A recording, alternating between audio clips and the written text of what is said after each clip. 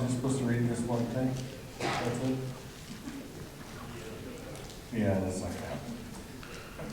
So why are we here? Melanie, come here. You're not sitting at that table now. There's a fire restriction, you can't put 22 people at one table.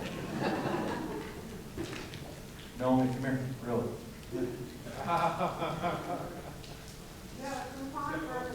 He's got poker chips. Come here, Melanie.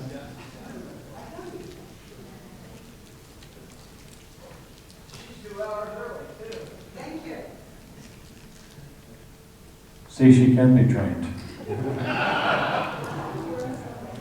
No, not yet. Keyword.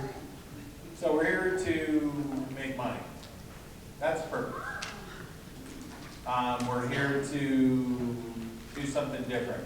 You're here away from your office. Some of you are local from the Palm Springs district. I know we have 6 districts here. We're trying to create an alternative to give you an opportunity to see what they do in Reno, because I know logistically it's tough to get up there. And we want this to grow and get bigger and for you guys to share. So what would really be good at break is when you sit down, don't sit with your friends. Sit with new people. Meet people. That's the purpose. Get a different experience. We have a ton of vendors out there. We've designed, there's nobody out there selling you anything. They're all out there providing you either a service or a product to sell, help you do better in your operation or make money. So that's what this is about, is let's make some money, let's have some fun. We're going to work hard today. It's going to move fast, and we're going to push you. We'll have a little fun at the end of the night. So we do have a great speaker. I think his nickname is Dr. Disneyland. It's Jeff Barnes. He's a professor of humanities and a dean of student success. A dean of student success. Wow, with 4 kids in college, I should know the dean of student success at California Baptist University. He's also an author of the best-selling book, The Wisdom of Law. Leadership lessons from the happiest place on earth. Now, there you go. So today, Jeff is with us to talk about our own dreams, our goals, and our own success. And I'm going to turn it over to Dr. Disneyland.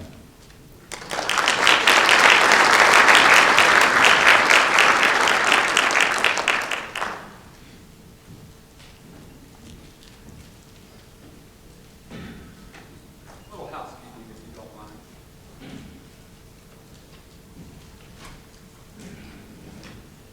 All right, how is everyone? Woo! We're ready to get started? Well, if you have been to Disneyland, early for what they call rope drop, then you have experienced one of the most exciting moments in Southern California. And we're going to try and replicate that today by creating our own rope drop countdown. So here's what I need you to do. Everybody up!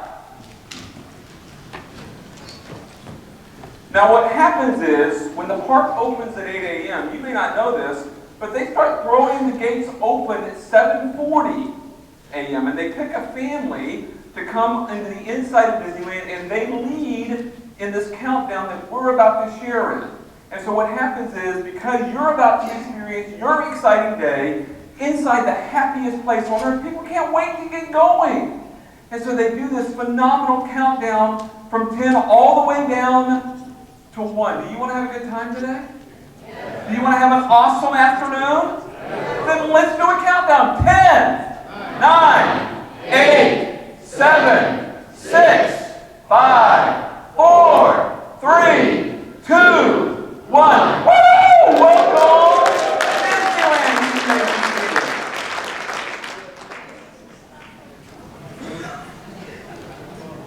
Once you have entered into the gates, once you have stepped into the Magic Kingdom, do any of you have a favorite Disneyland ride? Imagine for just a moment that you are actually inside the Magic Kingdom. Raise your hand if you have a favorite Disneyland ride. This woman right here, what's your favorite? Big Thunder Mountain. Did I get it right? Oh, Big Thunder Mountain. Located in Frontierland. People don't realize, but when Disneyland first opened in 1955, Frontierland was the largest land in the park. In fact, it took up 1/3 of the available acreage. And that makes sense because, well, in 1955, the United States was obsessed with westerns and cowboys and Indians. But over time, Frontierland's gotten a little bit smaller, while the rest of the park has gotten just a little bit bigger. And what was once Nature's Wonderland train and the Rainbow Caverns Mine train then morphed into Big Thunder Mountain in 1979, or what we all know of as the wildest ride in the wilderness. Somebody else, favorite Disneyland ride, back here. Ooh, Splash Mountain. I bet a lot of you, when you think of that particular attraction, you think about, is it warm? Is it hot enough? Will I be able to stay dry for the rest of the day? Because you're thinking about that inevitable 52-foot plunge at the end of the mountain. But what you may not realize is why Splash Mountain is called Splash Mountain. It has nothing to do with the drop.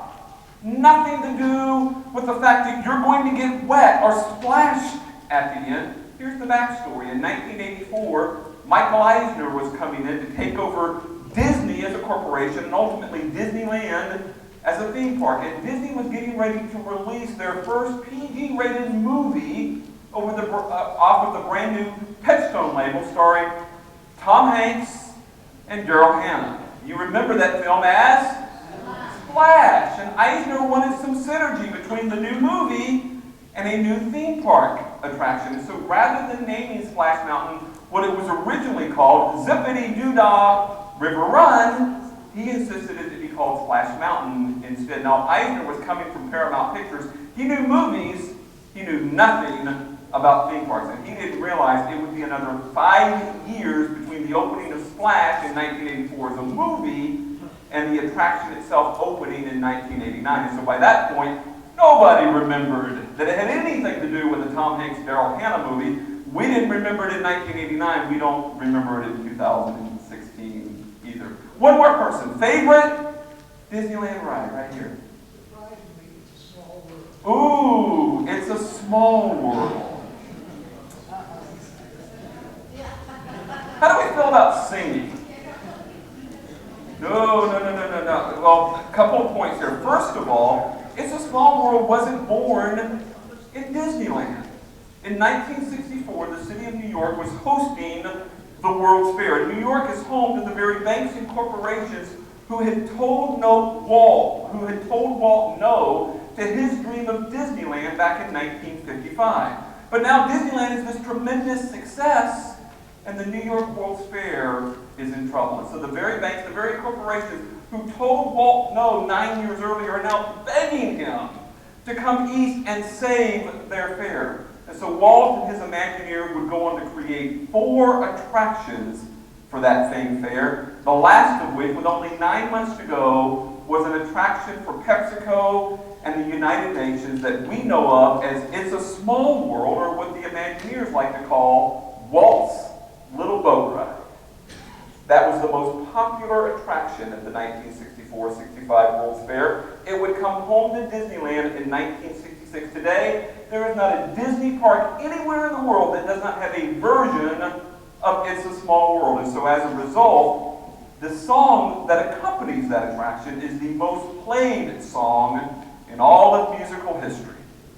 Now don't worry, aside from teaching the history of Disneyland and teaching U.S. history at California Baptist University, I also teach American government.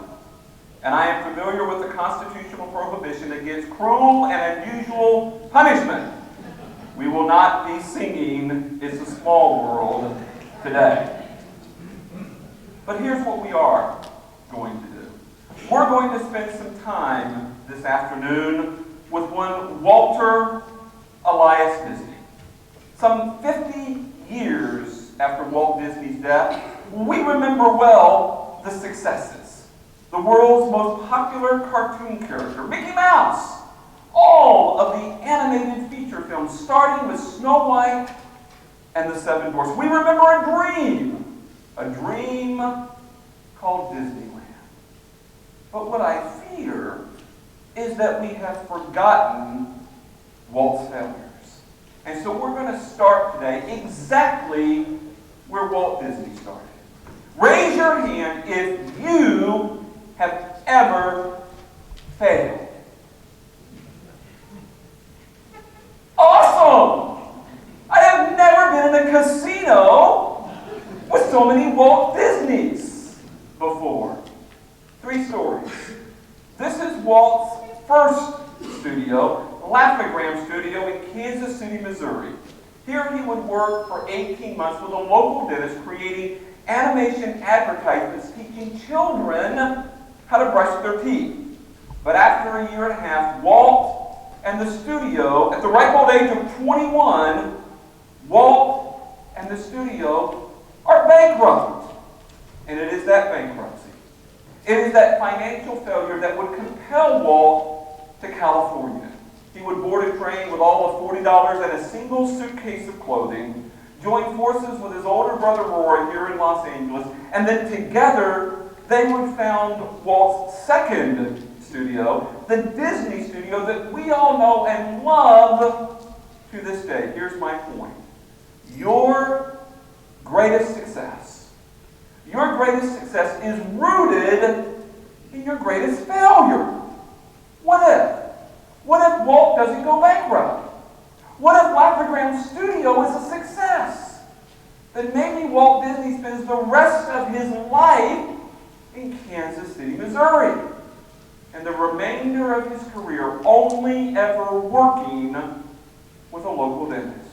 Your greatest success is rooted in your greatest failure. Well, from there, once they have founded the Disney Studio, they would go on to create their first successful character, and you know him by the name of